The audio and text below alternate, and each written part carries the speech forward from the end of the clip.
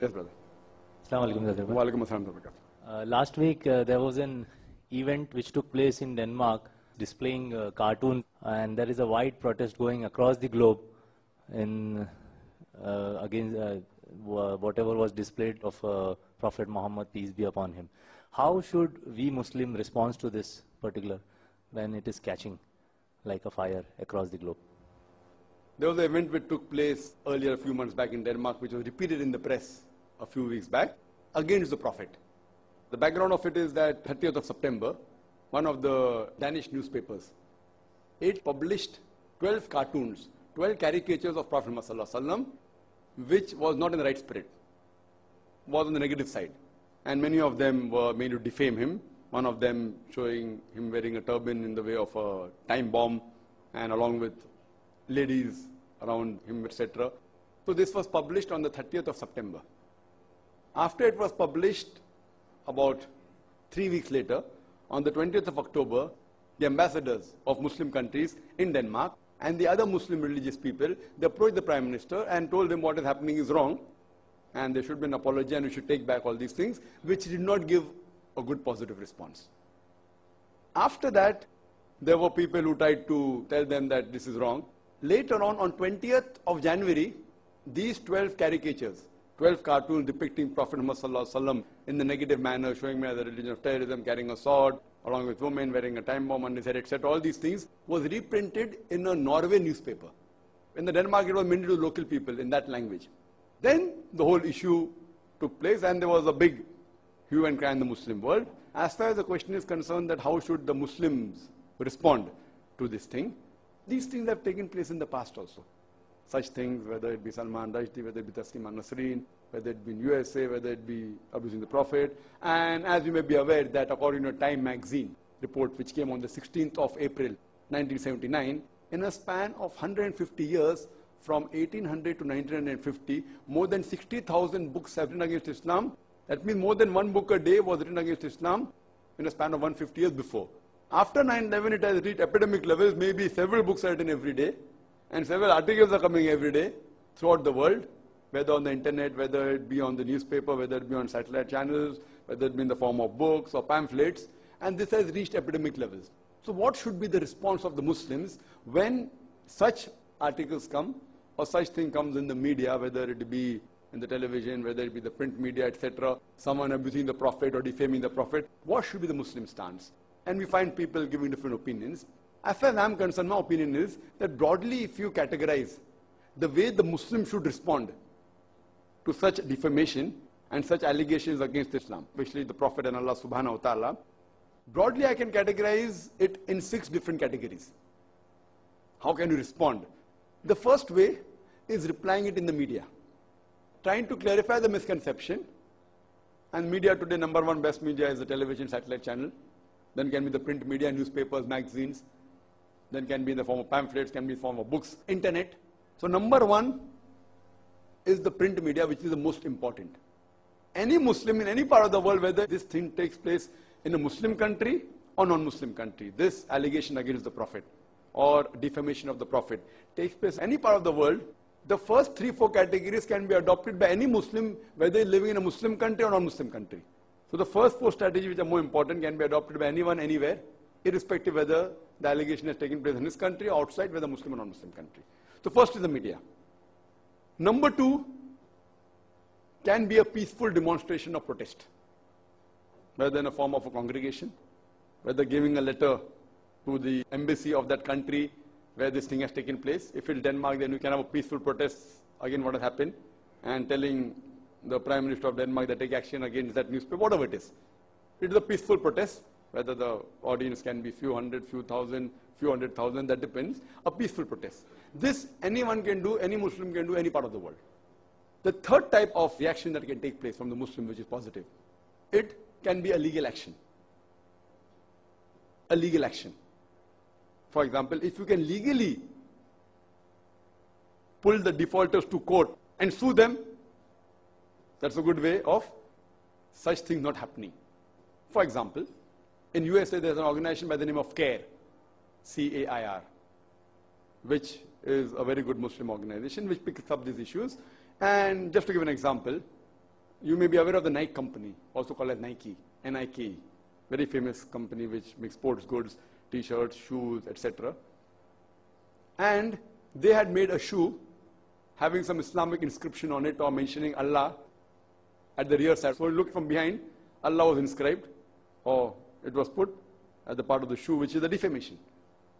So what they did, that they immediately sued them. And to take the suit file, there was an outside commitment between them. That fine, they paid something $17 million, somewhat similar. I think it's $17 million.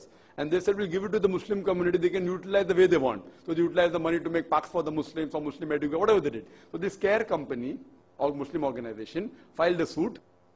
I don't think so it went into the court because they were afraid the suit would be too high. So they had outside settlement. Whatever it is, whether the court asked them to pay a compensation or outside settlement, it was somewhere close to $17 million, which is, mashallah, very big amount. Very big amount. Maybe, more than 80 crores of rupees, imagine. Just for that one act. And they removed the shoes. Main act was, the shoes was removed. It wasn't manufactured. So legal action. So if anything happens, you can think you can go to the court of law. But in certain countries, suing doesn't, like in India, if you sue it, hardly you'll come to any conclusion. The law is so that the case may run for 10 years, 20 years. So depending upon the country, in USA, the laws are very strict, copyright laws are strict, suing laws are strict. So depending upon the situation. So as far as the first and second strategy can be done anywhere in the world, that is by media replying, clarifying the misconception, writing letters, printing books, what is wrong, what is the right picture of the Prophet and Islam. Number 2 is a peaceful protest. Number 3 is legal action, whatever way you can, if it's practical in that country. Even if it's not practical, at least make an effort to see if you can get the person to task. The fourth type of strategy is using economic pressure or business pressure, which may not be applicable again throughout the world. But if you know that by boycotting certain goods of that country where this act has taken place, if act takes place in the country, or that country per se, the Prime Minister is condoning it, not condemning it, that means he's part and parcel to it. Fine? So you boycott that. Like as you know what happened in the Gulf country, many of the people, when the Gulf War took place, they boycotted all the American goods, and there was a big loss as far as to America was concerned. And this was an economic embargo or an economic boycott, which no one can object. Internally, people do it. But depending, suppose if I say here that boycott certain goods in America where the percentage of Muslim using is small, so it will be a waste of time. If it's causing an impact and damage to the economy, do it. That is the fourth strategy. The fifth can be a political action. Political action means the Muslim countries themselves, they take a stance that now they on a political level, they tell the Prime Minister of that country that this has to stop, otherwise we will stop your embassy in our country, we will take back our ambassador, whatever it is. So that is the fifth strategy that can be done on a political level, directly. The Prime Minister talking among themselves, the President talking among themselves on a political level that they should stop, they should be apologized, otherwise political boycott will take place. And the last and the sixth is a demonstration or any act with force. For example, people may do something and may burn effigy, may pelt stones at the embassy. Some people may take a bomb and blast, etc., which is happening, which as far as the first five are concerned, there's no problem. No one will object to. Even the people doing it, they can't object. Why? If it's freedom of speech, then we have a freedom to reply on the media. So no one, even if he's the enemy, if he writes against the Prophet and if you reply in the media, he can't object it is wrong. Point number 2, peaceful demonstration, no one can object. You wrote against, it is our freedom of speech. We are coming there and we are objecting to it. Peaceful way, handing a letter. No one, not even the worst enemy of Islam can object. No country can object to the second strategy. First, second. Third is boycotting the goods. It's my choice. I don't want to have your goods. I don't have American products. I don't have Danish products. It's my choice. No one can object. Fourth, legal action. I'm taking legal action.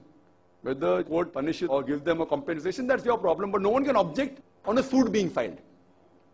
Fifth is political. The political party is putting a pressure, which no one again can object. Sixth, violence or force, people can object. As far as the sixth category is concerned of using force, part of it on the lower level, I would not mind depending upon the level of defamation, like burning a flag. May be useful, may not be useful, but no objection. As far as force is concerned, the sixth category, difference of opinion. But the last one, catching a foreigner of that country, a citizen of the country, taking him as an hostage or killing him, this Islam prohibits. Taking an American because they have done that, now I will kill him, or I'll take a bomb and blast, this Islam prohibits. So as far as the first 5 categories which I spoke about, strategies, neither Islam will object, neither non-Muslim will object. The 6th category, little bit force, burning a flag, burning a effigy, most people will not object, and Islam also, you cannot say it's totally haram. But in the 6th category, higher level, using force and catching an innocent person and killing, Allah says in the Quran in Surah Ma'idah, chapter number 5, verse number 32, that if anyone kills any other human being, unless it be for murder or creating mischief in the land, it is as though you have killed the whole of humanity. If you kill any human being, whether Muslim or non-Muslim, unless it be for murder or for creating mischief, it is as though you have killed the whole of humanity. And if you save any human being, you have saved the whole of humanity. So if you catch the person who's involved in that act, then it may be possible. But catching an innocent citizen of some country, this is totally prohibited in Islam. If you catch the person who's done that crime, and if it's the Islamic country, give him the punishment, what Islamic law says, I've got no problem. So this is the normal way a Muslim can react.